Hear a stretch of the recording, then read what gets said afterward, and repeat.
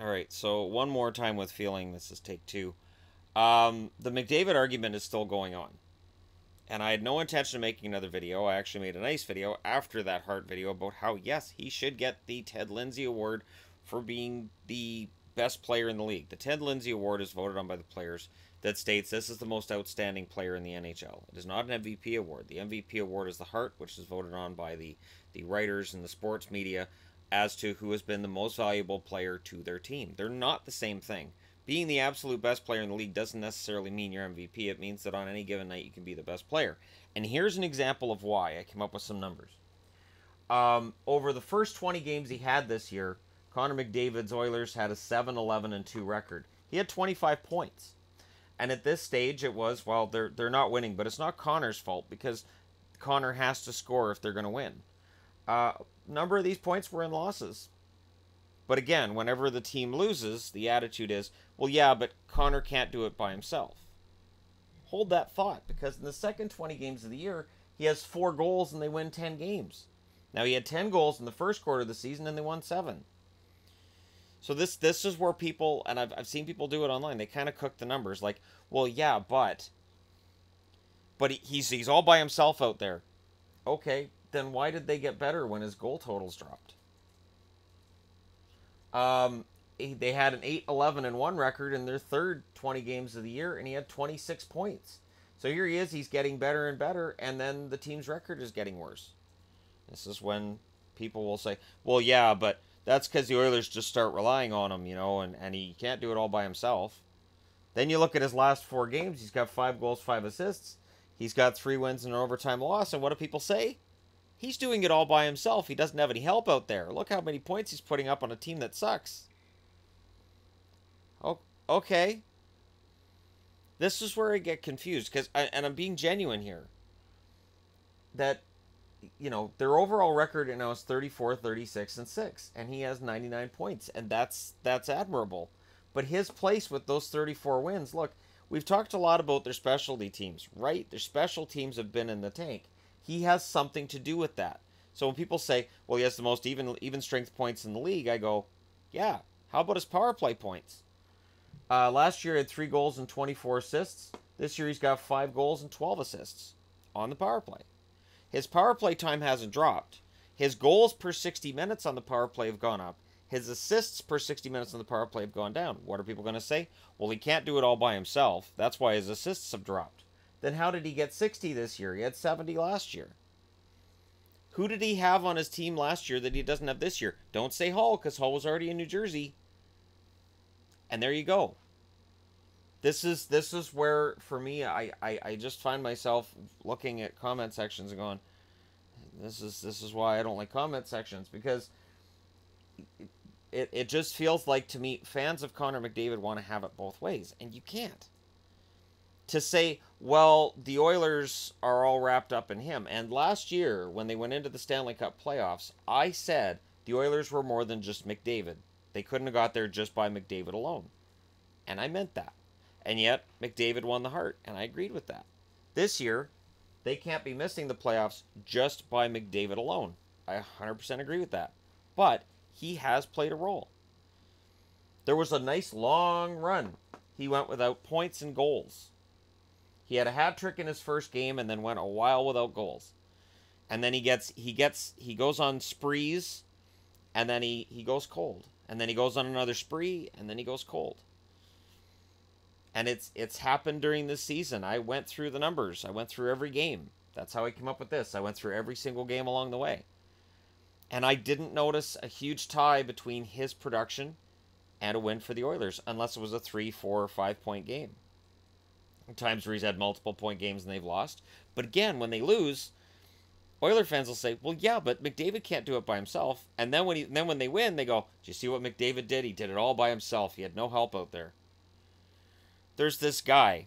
His name's Leon Draisaitl, and he's pretty darn good. And there's also this guy named Ryan Nugent-Hopkins, who's also had a very solid season. The idea that somehow McDavid's just on an island and doing this all by himself? No, he isn't. Now, Ryan Nugent-Hopkins was out for a while. The Oilers struggled without Nugent-Hopkins. Yes, right now he's playing better. I would also say that having a healthy roster And the fact that after the trade deadline, when you don't have those worries about guys getting traded, and when you don't have anything to play for, teams often loosen up and start playing better. And that's where you get fooled. Ask any Carolina fan. This is where you get fooled, because when the games don't really matter, when you're so far out of the playoffs, it's like, we're done. We're screwed. That's when totals start going up and guys start producing, and then you get that false sense of, hey, next year's going to be awesome. The Islanders did it last year down the stretch. And they've had a brutal year. I'm not saying the Oilers are going to have a brutal year next year. They may very well get back to 500 this year, and they may just go ahead and cruise into the playoffs next year. And then we can discuss McDavid's place at that point. But to give him credit for this section of the schedule, and not any blame at all for these sections, and show that there's no correlation, really, between his production and the team's fortunes, that's kind of where I'm getting at here. Because, and again, people are going to be like, well, why don't you do this for all the players? Well, I can tell you that Boston's record's pretty good, whether Marchand scores or doesn't score, and people are going to say, oh, well, see, that doesn't matter. But the Bruins are potentially number one in the East, and the Oilers are down here. So when you're measuring who is or isn't the MVP of the league, for me, it's McKinnon. When McKinnon was out, Colorado's record was poor. When he came back, they took right back off.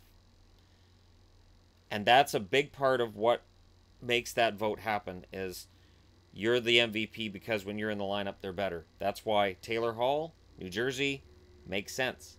Makes total sense to me. And if New Jersey misses the playoffs, you have to give Taylor Hall some of the blame for that. Not as much as other players, obviously, but he'll shoulder some blame, and he'll take it. Most players will.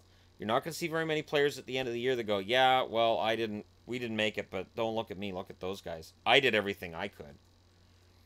I see that in football, I see it in basketball and sports like that, but I don't see it in hockey. Players at least publicly will say, yeah, no, we didn't make it, and I played my role in that, and I'm sorry. And Connor McDavid will take his share of the blame for the Oilers missing the playoffs this year. McDavid's a stand-up guy. He's going to win other Hart trophies. My only point is, I don't see a stat that makes me say, yep, MVP. Because, yes, over the last 4 games, he's had 10 points. He deserves the Art Ross. He deserves the Ted Lindsay Award as the best player in the league. But this record, the team's record, and its correlation to his totals, just isn't there. It's just not. You know, even if you look at their last 16 games, they're 9-7 if you take that shootout and overtime loss and make them losses. And 9-5-2 if you count them both as ties. That's not bad. But then you got to look at the 8-11-1, 7-11-2, and say, well, wait, he had 51 points in those 20 games. 40 games altogether, he had 51 points, and the record was 15-22-3 when he did so. All right, that is it for me on this topic. I'm done discussing it, and this is just an addendum to yesterday's video. And again, once that Ted Lindsay Award trophy video goes live on Patreon, and it's not going to post on the channel, just on my Patreon, and for everybody later on today, you'll see that I'm not trying to argue he's not the best player in the league. Just when you're looking at MVP, I can't see it. I can't wrap my brain around it. And I honestly think that what's happening right now is I think the media is exercising its clickbait again. Because the trade deadline's over, so they can't get you to click on articles about Tavares. So they'll put McDavid's name at the top of everything, so you'll click on that. That's why I don't like doing videos about this, because I don't want to be accused of doing the same thing. But since there were so many comments, there's so many people accusing me of being jealous, because I'm a Canuck fan. How? I'm jealous of a team that's missing the playoffs too.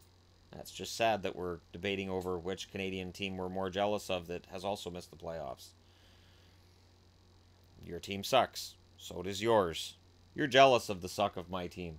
Well, your suck is not as bad as my suck, so yes, I am jealous of your suck of your team.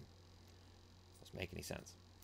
But let me know your thoughts in the comment section below. Hit like and subscribe if you're browsing your way through. You just happened upon this video, and thank you so much for watching. I'll talk to you again soon.